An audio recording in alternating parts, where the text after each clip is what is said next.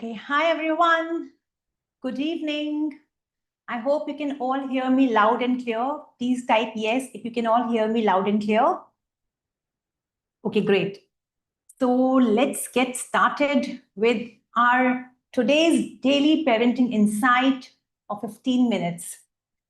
Now, whether you're joining our Zoom interactive session or watching YouTube live, type excited if you are ready for this parenting shift.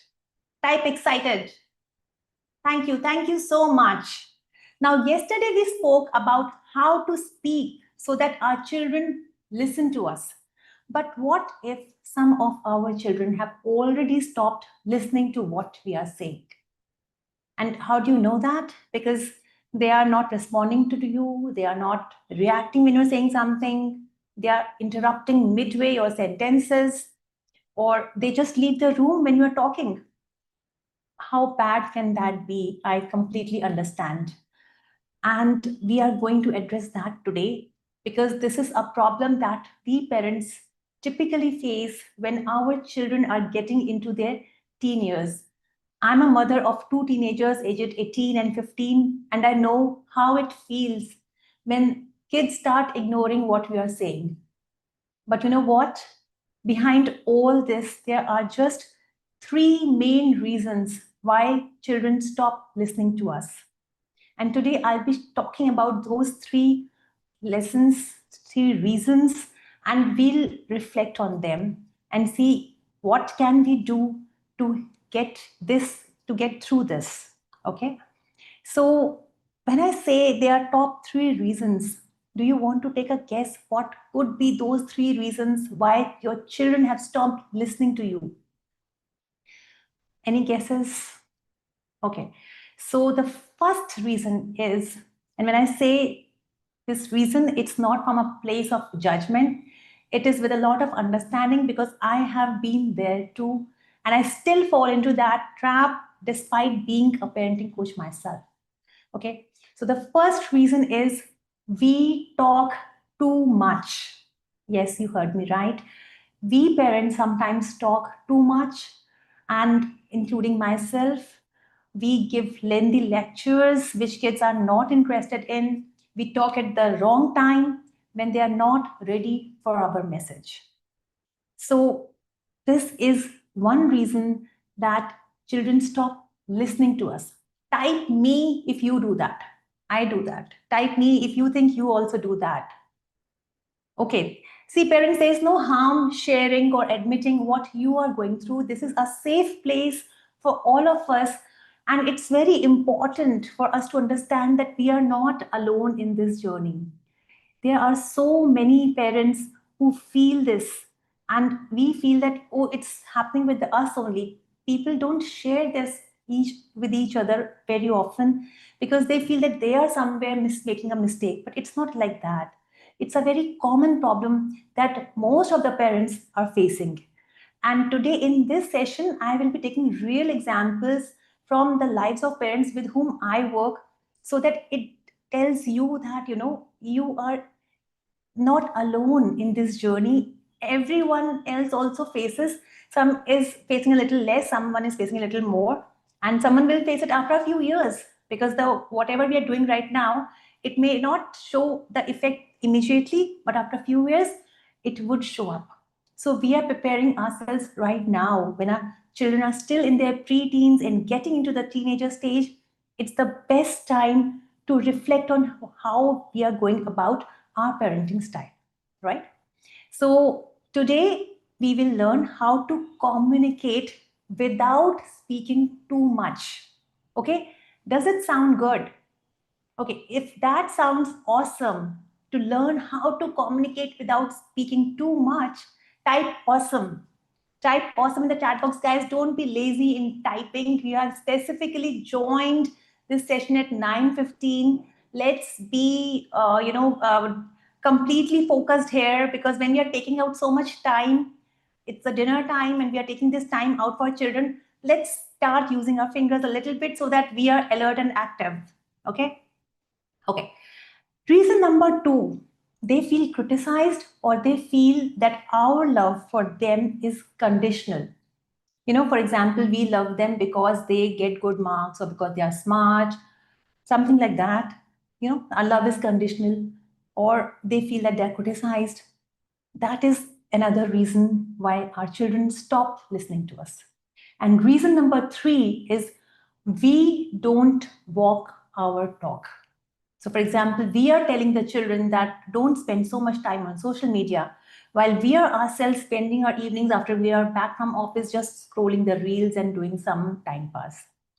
So, I'm not saying what we are doing, we should just stop doing that entirely, but we'll see each and everything in detail how to go about making a change in how children listen to us. Okay. So, parents, we all strive to be perfect parents, don't we? Right? We try to do the best for our children. But where do gaps arise? Gaps arise because we don't try to understand what would keep us connected to our children, right? We put in a lot of effort in trying to correct them all the time, right? But what we need to really focus upon, we need to focus upon keeping them close and connected. So type CC, close and connected, because we want them to listen to us, not get influenced by social media, friend circle, and what's happening outside in the world too much, because there's so much turbulence happening out there. For their sake, we want them to stay connected to us, not just for our sake. It's for their sake, we want them to stay connected to us. And for that, it's very important that we deliver our messages in such a way that they land rightly, right? It's important, right? When Modi ji speaks, all of us listen, right? Don't we? We are just glued to our screens. Even if he's going for hours on Independence Day, we don't want to leave the TV screen. Even if he's being repetitive, we want to listen to him. So there's a way we talk, right? So we have to learn that art to stay close and connected with our children without lecturing them too much, without talking too much. So today we'll be taking some examples from real life wherein we'll see how we can speak something so that children listen to us. So, for example, there is a child who is in class 6. I've recently started working with their parents, and he actually failed in his math test this year, math exam, the final exam, this year. And his mother sat him down and started explaining the importance of studying math and why it is important to be good at math till class 10th at least, because without that, so many other options get closed. And till class 10th at least you have to study, and you don't know how competitive the world is, and you need to get serious and all of that. We know the script, right? So she did all of that. Now, what is happening when we are talking too much? How does the child feel when this is happening? He is flunked, right? But how is he feeling when we are giving him this lecture? He's feeling this is too much, this is too long, this is too heavy. What am I supposed to do with it? See, because he already has all this information, right? But he could not still get good marks. So he does not need your lectures at this point. What does he need? He needs a nudge on a daily basis to improve the way he's studying. He needs your help with time management, with effective studying, with perhaps a extra help with math, with you seeing where is he faltering, what is going wrong. Is there a particular topic? Is there a particular thing that you can help with? Is it the speed? Is it calculation mistakes, or is it silly mistakes? What are those kind of things? So he needs help there. What we do when we are lecturing, the issue is not resolved, right? But the child is listening to it, but the issue is not resolved. So what could you do? Instead of saying something 10 times louder, what if we say it clearly, calmly, and with a pause, right?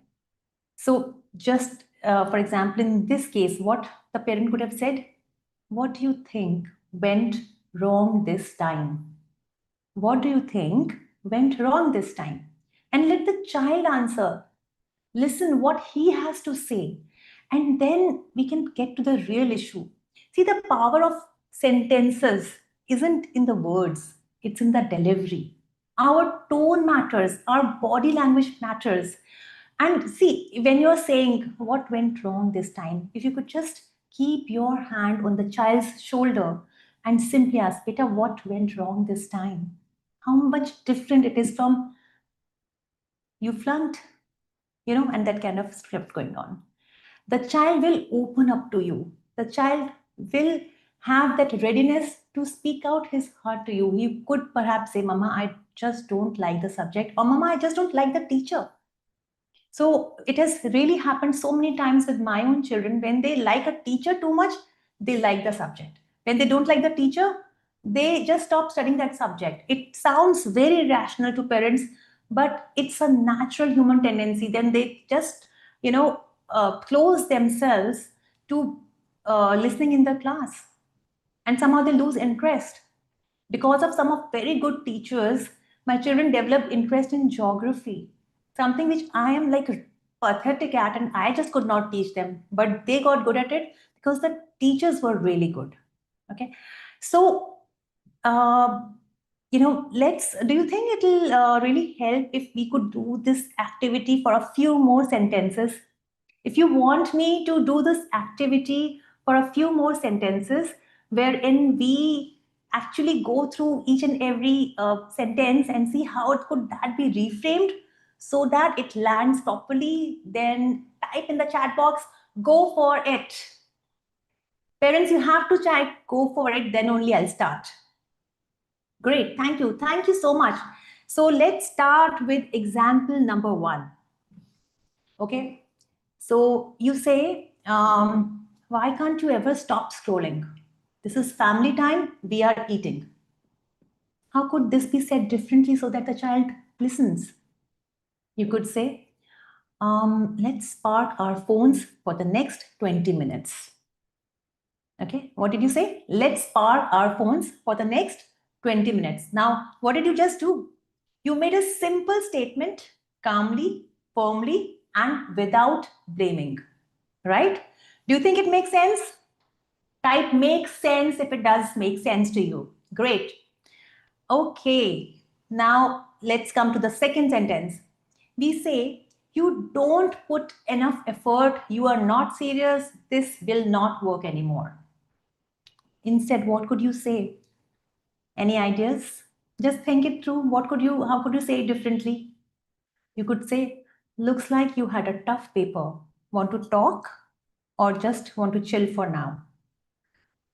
You are just simply saying that, okay, this needs attention, but we can talk about it later also. You have just come back from exam, so chill, but we'll talk about it. And the child will also be open by then. He would also, that thought would have settled that, yes, my paper did not go well, right? Example number 3. You will fall behind, your friends are ahead of you. This is not how success happens.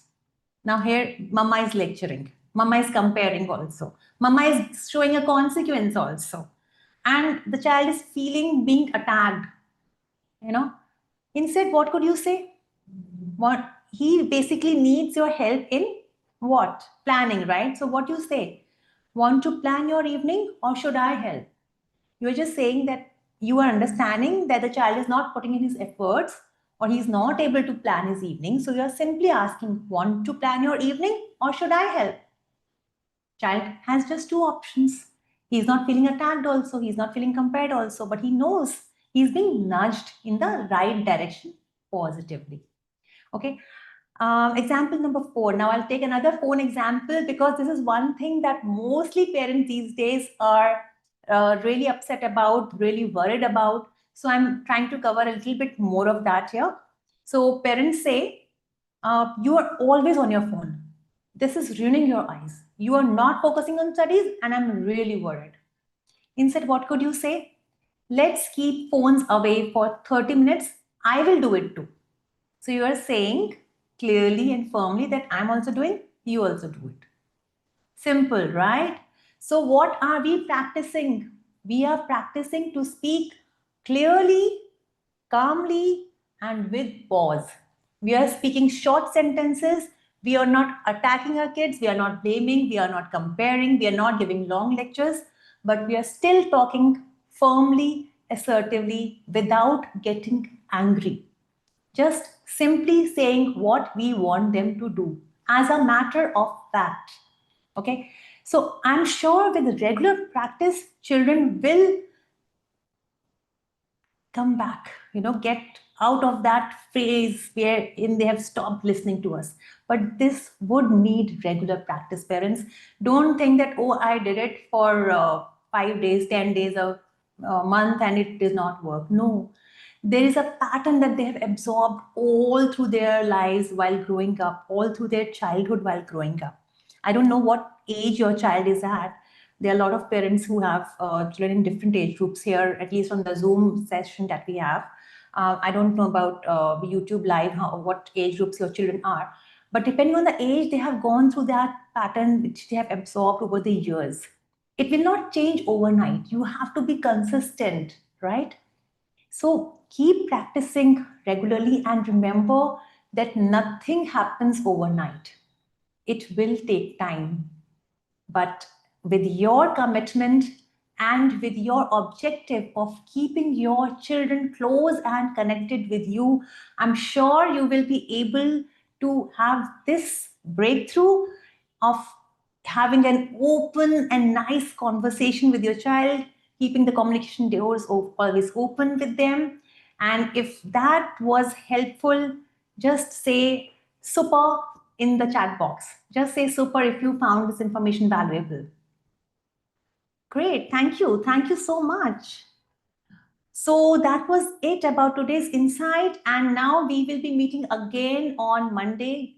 Guys, Saturday and Sunday we don't meet. I hope you remember that. We'll meet on Monday again at 9:15 p.m. sharp. Until then, keep practicing and keep loving your children unconditionally.